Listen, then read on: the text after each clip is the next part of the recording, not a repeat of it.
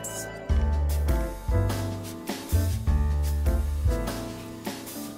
Welcome back, everybody. Hello. Hello, reporting from the field.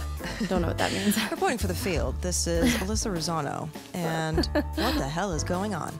And what the fuck is happening? Over 200,000 people are dying of this disease, none of which have a billion access Healthcare. to any of the best medicines in the world or the best doctors in the world, like our president, who has denied this disease. This liberal hoax. Okay. This liberal we can't hoax help and now ourselves. has it. And we are talking about COVID today. Yes, we are. Yes, we are. And I am really excited because this is one of my best friends in the entire world. She is a registered nurse. She's a BSN, Bachelor of Science in Nursing, CCRN, Critical Care Registered Nurse, in Colorado. And her name is Kelly Ritchie. And Kelly has a very unique experience and perspective that I know all of us want to hear regarding her experience as a nurse in the heat of the storm. The peak of the outbreak in the United States.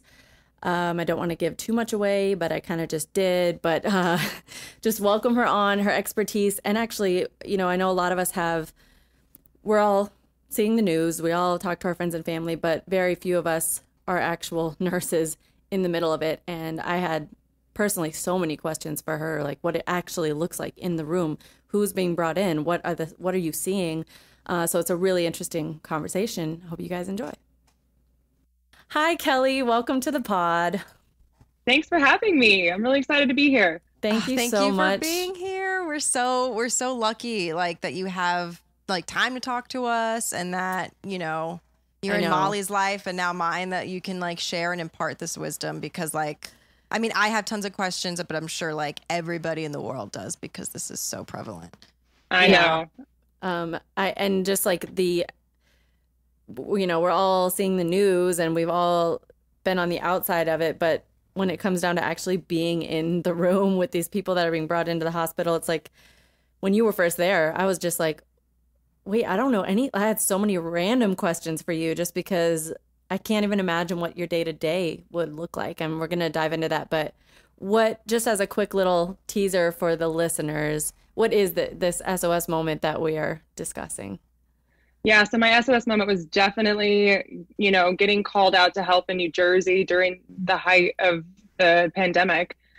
So my husband and I packed up our cars and drove across country to go help. And it was open-ended, right? Like you didn't know when you'd come back. Yeah, we signed up for an 8-week assignment. So we kind of knew that we'd be out there for those 8 weeks, but we also knew that there was going to be a high probability that we could extend if we needed to. So, yeah, we knew 8 weeks for sure. Yeah. Wow. And so I was kind of going to ask you, like, what made you feel the urge to do that? I mean, because that really is, I mean, it's not that easy to do, because you're just like literally putting your whole life on hold. You have to figure out what to do with your house while you're gone. Like that's a lot to coordinate, and to make that decision, even for your own, you and Matt, your husband, for your own safety, to dive into the middle of that. And it's a big decision. So I don't know, what kind of really, was it kind of a no-brainer for you, or did you really have to think about it?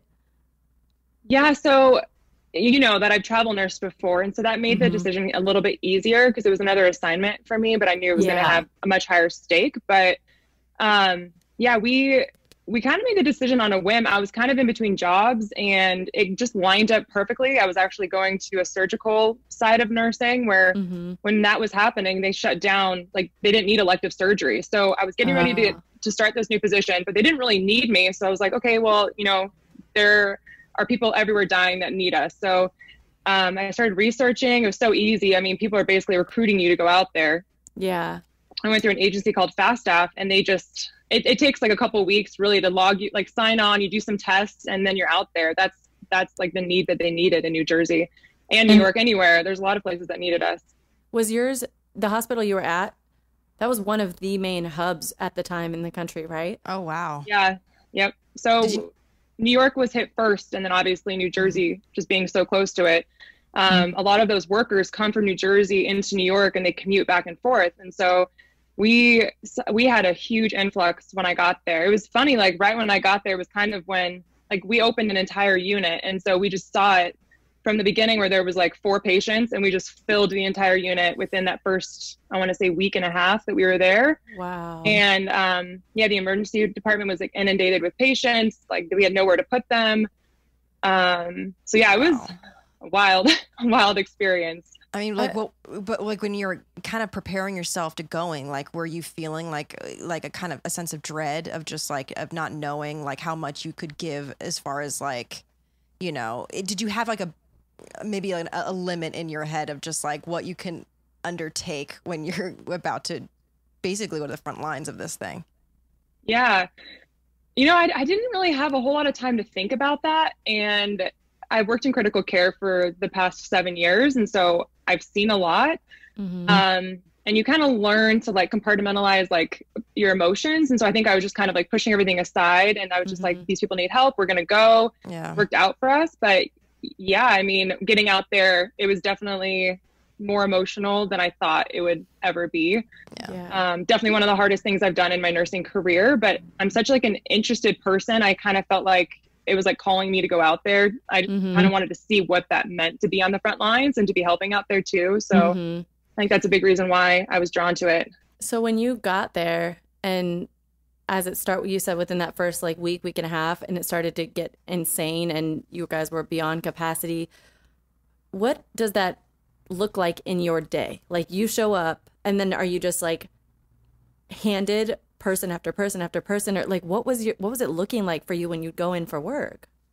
Yeah, it's hard to explain, but so normally in critical care in ICU, you're assigned 2 patients because they're so sick. It's like kind of what you can manage, and sometimes you have 1 patient if they're really sick. So when we got there, they didn't have a lot of travelers, and just for perspective, so this was an ortho unit, and they had converted the doors. So like before, all the doors had no windows, and in an ICU typically it's like full windows, monitors everywhere. We can see vital signs, everything. And in this particular unit, they had like 1 central monitor that we can monitor patients. They put little slits in the doors for windows, so you couldn't even see your patients. Oh my God. It was just really unsafe in that sense. Like you couldn't tell a lot of time what was happening.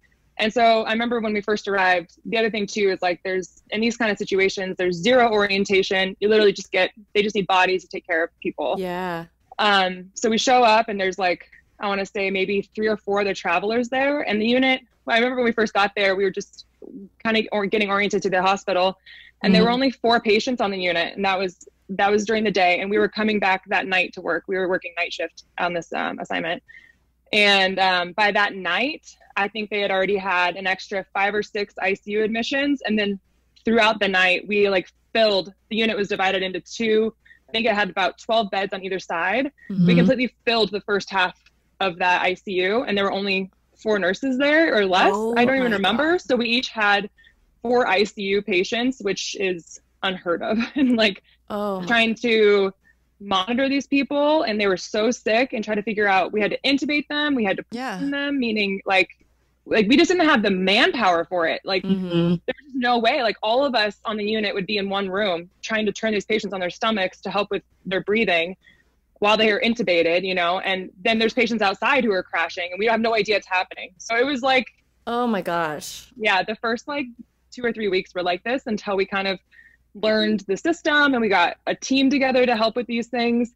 And then we got more nurses, but yeah, it was, I mean, I remember we would just leave work, and we're just like, sometimes my friend and I, because we went together, we'd look at each other like, I don't even know, like we almost like comical. We're like, how do we even like take care of these patients? Like you can't keep up with it. Yeah. Did you have enough ventilators? Like, did you have to ventilate a lot of the patients? Almost every single patient was on a ventilator. And when we showed up, so basically these rooms are supposed to be negative pressure rooms, so none of the particles get outside. So it's always like sucking the air in. And when we first got there, I remember too, we were looking at these doors, and there's these huge anesthesia machines sitting outside, which anesthesia machines are used for surgery. They're used for short term. They're not used for these long-term patients. Every patient had an anesthesia machine because we had no ventilators in the hospital. Oh my. And as a nurse, like we're used to running ventilators. We're used to the system, like running those, but we had no idea how to run an anesthesia machine. And like all of us things are going wrong. We're calling, our anesthesiologist to come upstairs because we have no idea why the patient isn't breathing, or like why there's like the oxygen saturations are dropping and we can't troubleshoot because we have no idea how to work these machines. And you're in a foreign hospital. Like you don't even know where things are kept, right? Because a lot of you came from other states. Yeah, no, I mean, yeah, we had zero orientation to the unit. We're just flying by the seat of our pants. Yeah. Oh, I have like a million questions. My brain is like seizing right now. I can't even describe it. Yeah, I'm interested too because of like just kind of debunking, or not debunking, or just kind of like, you know, having answers to the questions, because a lot of it was just like, oh, it's only older people. It's only like, you know, pre-existing conditions. Like, did you see a lot of variation in the patients as far as age and race too? Yeah, we saw, I would say, you know, the majority of our patients, which I think initially when COVID first came out, I think they were thinking it was like 70s or 80, you know, older patients. And we were really surprised to find that the majority of our patients were in their 50s and 60s, and they were male. You know, in that part of the country, it's very diverse. So we had Hispanics, we had Blacks, we had, and you know, I would say it was mostly more common in that ethnicity group. Also, I don't know if that was also just the area we were in too. You know, there weren't as many Caucasians out there or white people. I mean, they do say it does affect like Hispanic and Black people at a disproportionate rate, which is is scary. So what was it manifesting itself in similar ways with everybody, or was each patient, I mean, you guys don't have any like thing to go off of, really. You're just like trying to keep them breathing and then trying to figure out what is happening in their body, I would imagine. And so like, were you seeing a lot of the same symptoms, or were you guys constantly smacked with like new things to look out for? Yeah, it was really interesting because, you know, towards the end of it, we were really trying to keep these patients off ventilators. And initially it was like, we were so unsure of this virus that if patients weren't doing well, even on like a nasal cannula in their nose, because of the aerosolizing issues that come with, you know, putting a tube down somebody's throat and like the exposure to the healthcare workers, we were trying initially to go straight from like a nasal cannula to an intubation. And so once these patients were intubated, then it was like very similar, their progression in the disease. You know, like their lungs would get so stiff and non-compliant. And so we had them on these like outrageous ventilator settings that you would never really see in a regular ICU, just trying to get any sort of oxygen to their body because their lungs just weren't working anymore.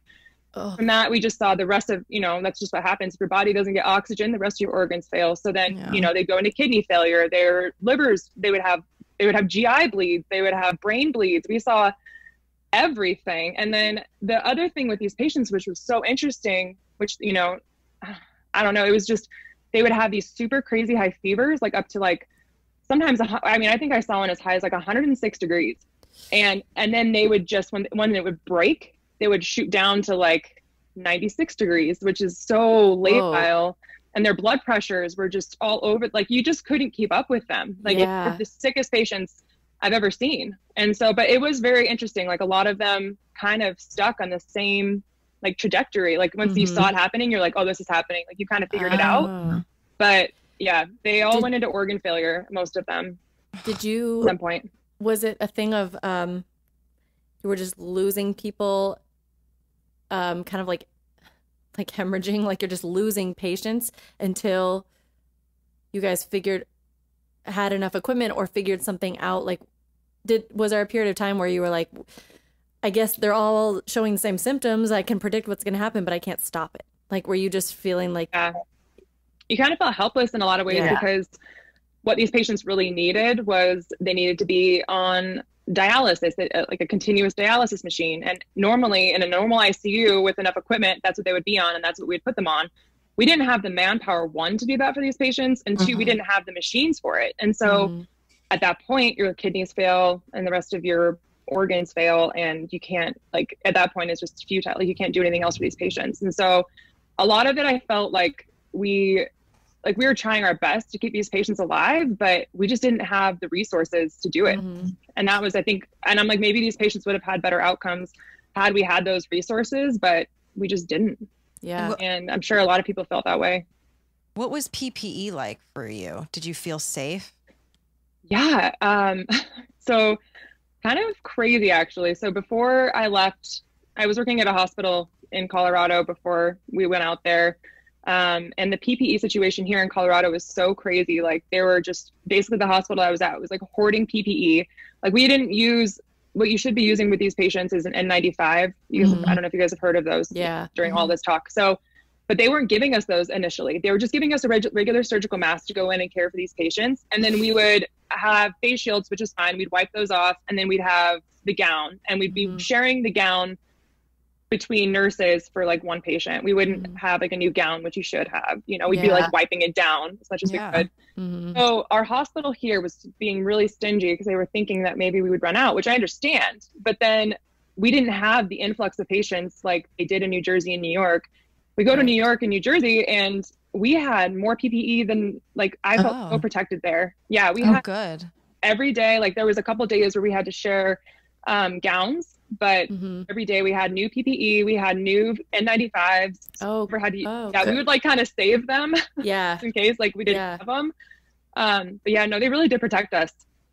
Yeah, because you heard of so many, especially in like Queens, where there was like it was like the epicenter, like the hospitals there. Just like the nurses and the doctors being like, I've been wearing the same mask for a week straight. I've been wearing the same gown for a week straight. And I'm just so perplexed at how it happens like that, like how did they pick and I don't know how that goes. Excuse my ignorance. Like, how does that go? Like, how does one hospital get more equipment?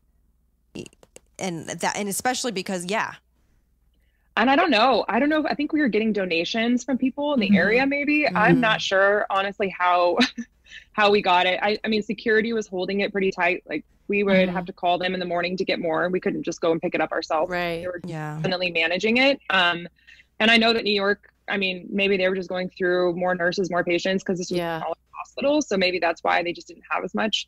But I felt like we had quite a few donations, and I felt like we were really taken care of at our hospital, which I'm so thankful for, because that was one of the, scarier things about going out there, was actually knowing like I could be wearing a trash bag, or, I could just be making, just wearing a surgical mask. I don't know what I'm going to have out there for protection.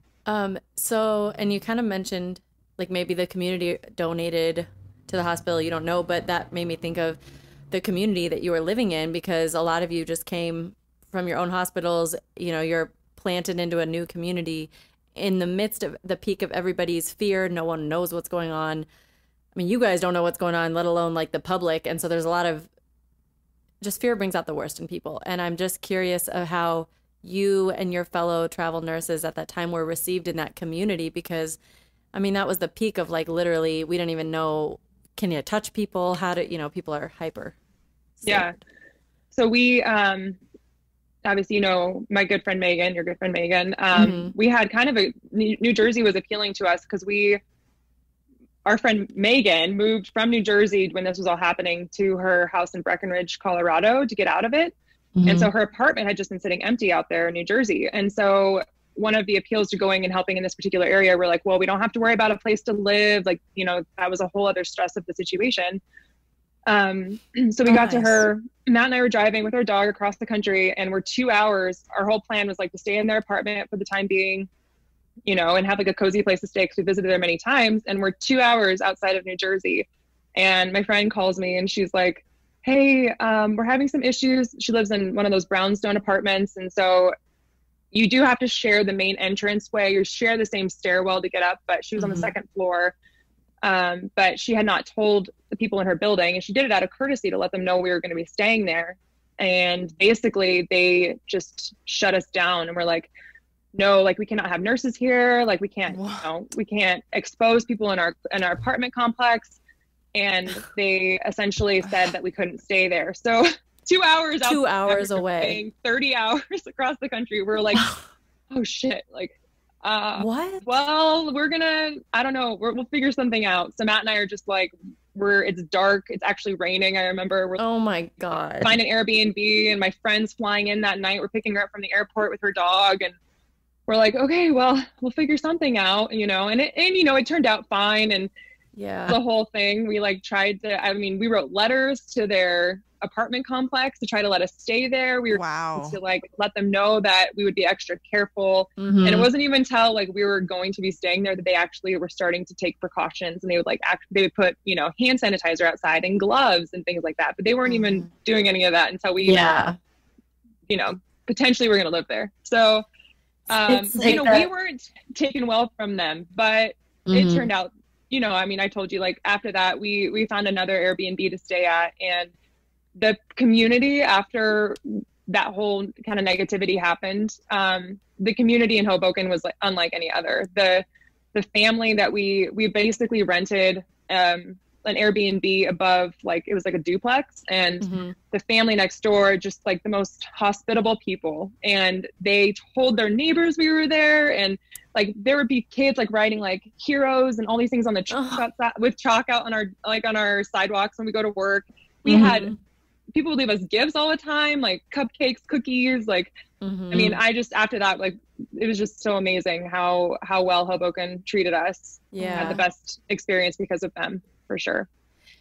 How would you, because I know during that time, of course we talked, but just the sheer, I mean, you're describing those shifts. How long were your shifts, first of all? Because that leads into this question that I'm going to ask. So the funny thing was, when we first started there, we didn't have nurses to relieve us. So we would work. Yeah, we didn't have any people to come and help us. And nobody wanted to come to our unit because it was the COVID unit. And so like they were trying to grab nurses from in the hospital to come and help us, and they were just refusing. People would just stop working. They just weren't showing up for work, or they would just quit their jobs and not come to work. Oh my God. We had worked our asses off for 12, 13 hours. We get there, shift starts at 7 p.m. We work till 7 a.m. And as a nurse, like, that's like the first thing you learn is like, you get there, you relieve that nurse because it's 12 hours and it's a lot of work. And so, you know, the first like couple weeks, we didn't have people come relieve us until sometimes 10, 11 in the morning. And we would just get so frustrated. Yeah, we just literally didn't have 15, 16-hour shifts. 15, 16-hour shifts, and we were working 4 days a week. Sometimes. So that's what I was going to ask was, and meanwhile, obviously these shifts are hectic as hell. You're like, you don't know what's going on. Everything's getting away from you. And my question is, how does one maintain mental sanity and emotional sanity? Because I know for you, and you're working night shifts, and you had to sacrifice, you know, how you prefer to get like your workouts, your eating, your sleeping, like everything just goes to the wayside. And I'm just curious, like, how you handle that, and how your coworkers, like, how were you guys all able to get through that emotionally? Because you're also the emotional burden of losing people while you're on the shift. Totally. I don't know. I don't know, honestly. Like, I'm looking back and I'm like, I don't know how we did that, because you blacked out. We also didn't, pretty much. We also didn't work like 4 shifts in a row consistently. So sometimes it'd be like 1 on, 1 off, 2 on, 1 off, 1 off, which is like way worse for your body. Yeah. And so I think really what helped me was that I had my 2 coworkers out there, and in nursing anyway, you just kind of like just carpooling with people, you get to kind of decompress and like talk about what happened on your shift on the way home, on the way to work. That's like, that was the biggest thing. And we tried to work, you know, like we tried to go for runs on our days off, but we were just zombies. Like, we had zero energy, and I've never felt like that before. And then obviously, like, my husband came out with us, and he was the best. Like, he didn't have a job at the time, so he just ended up working as an EMT in the hospital there. But he would cook for us and clean for us, and he'd take care of the dogs. And so we had, like, in terms of like home life, when we came back, like, it was so stress free because of him. And I don't know if we could have done it without him, because he did everything for us. So but yeah, mentally, we just tried to do like the best we could and try to get outside when we could. But it was also so rainy there. Like, we couldn't really, it was like cloudy. It was just kind of a rough time of year. Yeah. And so we just didn't really even get to go outside a whole lot. In your perspective and like your experience with this thing, and you know, how hard you've worked and what you've dealt with, like, what are common misconceptions of the virus, would you say, in your view? Because there's, I mean, to this day, a lot of stuff, you know, like, you know, our president now has it, and he kept talking about this. I can't pronounce it, but the Oh, hydrochloroquine. Thank you. That being this magic cure. And like, oh, obviously, I saw the list of the medicines they're giving him and the treatments, and that's not on them. Shocker. Like what are the common misconceptions that you found? Gosh, that's a good question. I would say the common misconceptions are that only elderly people get it, because we saw a variety of patients getting it. I think another misconception is, the whole mask wearing thing. People don't think that wearing a mask is going to help them from getting it at all, which it's actually been proving that it's helping a ton with the spread of COVID-19. And then as far as like medications you're talking about, I don't know.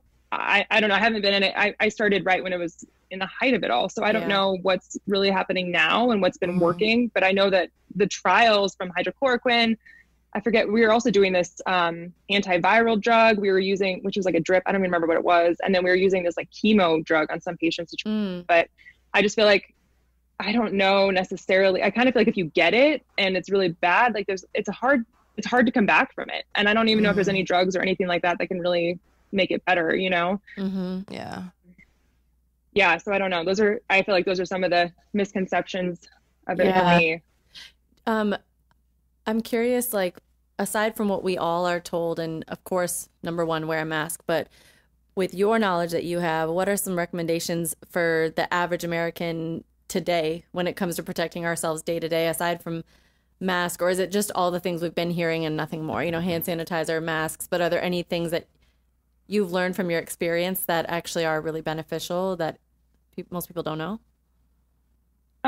I would just say, just take care of yourself. I think during this whole thing, people are, it's taking a burden on people's mental health and their physical health. And I would say going, getting outside and doing things that are healthy for you mentally and physically, I think that's just going to make your immune system stronger through anything. That's one thing. And obviously, yes, wearing a mask, washing your hands, trying to do, if you are doing group settings, just trying to be outside. Colorado's great for that because we can always be outside and away from people. But I don't know, the CDC's, I feel like, trying their best to protect us all, and I feel like it's working for the most part. But I don't really know what else to tell the public. Just take care of yourself. Stay healthy. Yeah.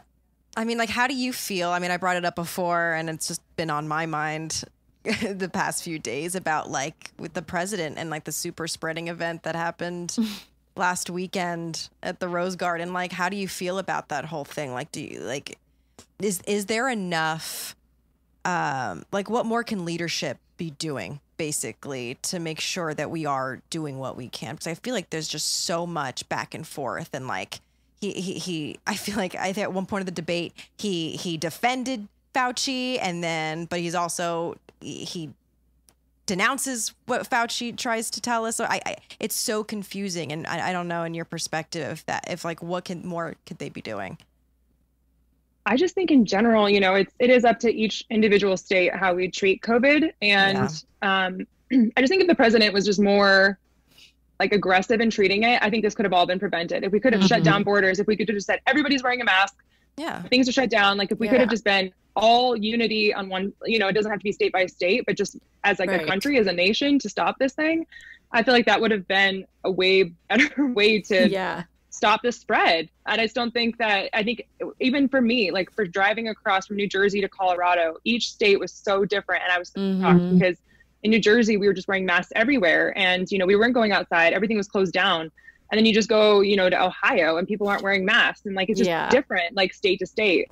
And so I think just shutting it down and just do that for a short period of time and like, let us all just get through it. I think it would have helped a lot. And it would have been, it's just so unclear for everybody. Nobody knows what's right, what's wrong, because there's so many back and forths. There's no united states. Exactly. It's very interesting because like, now we have perspective from it. When you were there, obviously it was right. We didn't know how anything was going to unfold, how other countries were going to handle it, and how it was going to look. But, now like 6 or 7 months out from the initial thing, it's kind of like been made clear which countries, what strategies worked and what strategies didn't. And I completely agree with what you're saying. And I would like to also point out that countries led by women did the best. I believe it. Right? Like New Zealand. I mean, and it really, there's like, more in the White House than New Zealand. There's more cases of I saw right? that today. Yeah. Then in news, it's like, what the fuck is our problem? It's just like, what you said, Kelly, of like initially it's the time has passed because now here we are. But what it was the initial like making that decision, shut down the borders, everyone wears masks, and people are so it's an affront to their rights to have to be told to wear a mask, and yet you'll tell women what to do with their bodies. Just wear a fucking mask. Yeah, not a big deal. It's fine. Yeah, like you fine. You're gonna be fine. You're all okay with having to take your ball caps off when you go into a nice restaurant. Yeah, is that not? It just doesn't make sense. It's just backwards to me. Like I just came back from a road trip where I visited Colorado for the first time. It's the most beautiful state. I loved it so much. Yeah. We stopped in Utah too, and where we were in Utah, and it was bothering me and my husband. Like it was a lot of Blue Lives Matter. It was a lot of no one was wearing masks, and I was curious. I was like, well, there's no one wearing masks. So I looked it up, and like Utah is spiking intensely, and like everything is open, like indoor restaurants, indoor events. Like I just don't understand the disrespect for nurses and doctors right now, because this is just keeping them from other patients, from their families, and putting them at risk because they have to now fucking take care of you. Mm-hmm. Yeah, exactly. And that's like, I think, and it's hard because if you're not experiencing it like firsthand, a lot of people just feel like most things, like it doesn't really exist. They're like, it's not affecting me personally. So like, fuck do I care? Yeah. Right. And until like I started even messaging some of my family members when I was out there, I had to tell them like what I was seeing, and I had to explain to them like, this is really serious. And it's the worst part about it is that when you do die, you're dying alone, because you can't have families come into the hospital. And so I think like them hearing that, like, and I just got chills again because it's so sad. That was the worst part of it. It was just these patients dying on ventilators alone.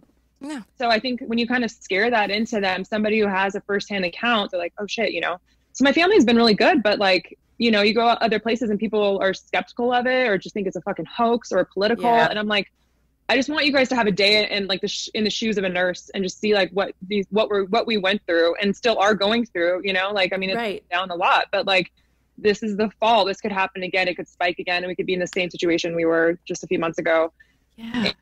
Yeah. So I know it's really frustrating. I just feel like people are they just only care about themselves a lot of the time. Yeah. And what you said too, it's like, I mean, I understand that it's become political because especially our administration, but the fact that this is even a political issue is ridiculous. Like it's a virus and we're all in danger and we need to take care of one another and be safe. And why is this a left or right issue? What?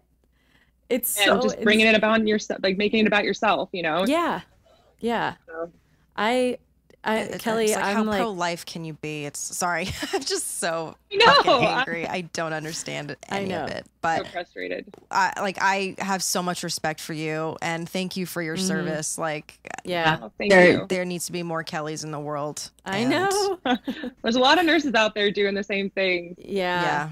I'm just and thank you for for going out and doing that, for sacrificing so much of your own life and your well-being just to dive into that, and also for talking to us about it, because those of us not in the healthcare profession were very ignorant as to what it actually looks like in there, and even the terminology, like asking questions, I'm like, what? But like, I think it's so our little artist brains were like, hydrocorticoid. I don't know. But thank you for explaining everything to us and for giving us your experience, and I hope that people listening, if nothing else, just take away the seriousness of this and the reality of it. And yeah, I mean, like you said, think about others as well as yourself. Exactly. So don't be a dick. Yeah, seriously. Yeah, don't be a dick. Stop being a little bitch. Thank you so thank you, much. Kelly. I love you so much. Thanks for having me. This is of course. Actually talked about this in a long time, so it was interesting to think about it again. So yeah, thank you. Yeah, of course. Thank you so much, Kelly. I am just overwhelmed, and it's just like, it's things that I don't have the mental or emotional capacity to do. I just feel like when you're seeing so much and, you're on the front lines of this and all that pressure of not getting sick, but also to heal physically and I just feel like it's so much, and I know. I have so much respect for her and the nurses and the doctors. Yeah, so much and respect. the amount of stress and anxiety and fatigue that I know during her time there, she was there for months, and you know, I was talking with her all the time, and oh my God, like literally had no time for herself, no time to eat right, no time to work out, no time to sleep, no time to barely communicate with friends, like no time for herself. And so, you know, and that's part of the job, I understand, especially in emergency situations, but just the amount of self-sacrifice that goes into jumping on board something that benefits the whole and sacrificing yourself in that period of time is really admirable, really exhausting. I know it took a toll on her emotionally too. I mean, that's just really hard. I'm just feeling soapboxy, and I'll get this out of the way. It's just so funny. I'm sure you can agree. It's like, I just thought about what you were saying, that like all this blue lives matter bullshit, right? Blue lives matter. Like they put their fucking shit on the line. It's like the doctors and the nurses, what about their lives mattering?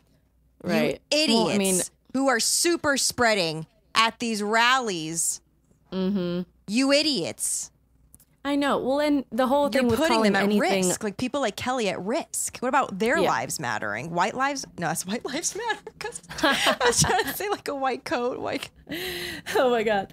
No, but I mean, that's also the confusion where people tend to go to a profession is not a skin tone. So you can take off like anything, that we should not even be confusing any profession. But the Black in Lives their Matter logic, thing. if they think Correct. police, their blue lives matter, but they still go around refusing to wear masks, going to these crazy events.